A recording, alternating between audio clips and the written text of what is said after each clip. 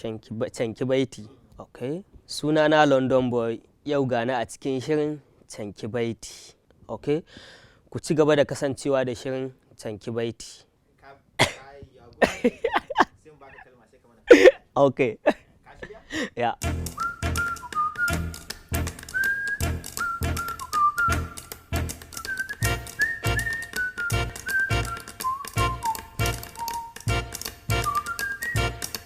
Canki Baiti.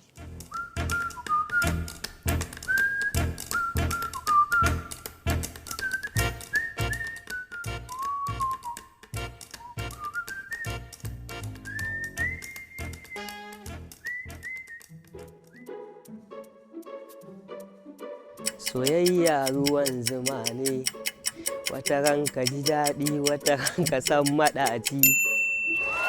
Wannan waƙa ce nan ta Ali Jita wanda yake zaune a garin Kano. Okay?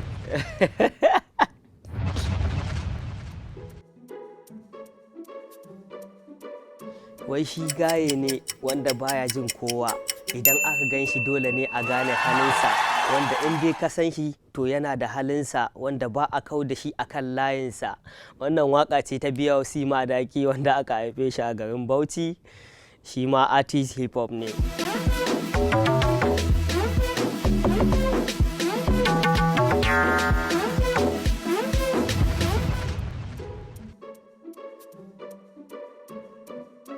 Sun ce yana da haters, idan ya ci gaba da waka za su kashi, amma akan hakan ya tsaya saboda wannan layin shine layin da ya gane shine zai seta mai rayuwar shi. Wannan waka ce nan ta wani abokina wanda ake ce mai G7 ɗan garin Kaduna.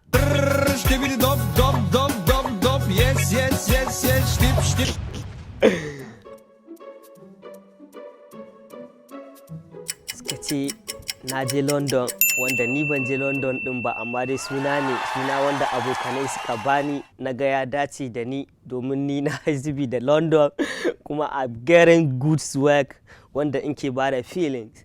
Wannan waka na ne nan da nai, sunan shi London Boy.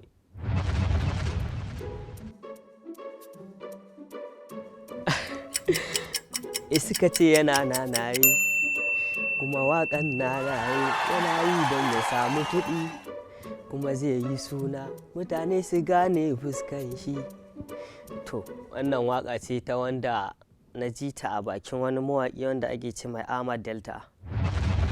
Ok, Kano ta daba tumbin giwa, ko da me ka zo mun fika, ga mata ga mota, muna da aji, kasuwa gare mu, ga kuɗi ga ilimi, tarbiya gare mu. Idan ka zo garin Kano muna karɓan bako, a koda yaushe in ka zo muna nan da karamci. Kowa ya san arewa ai tana da karamci, amma garin Kano daban ne.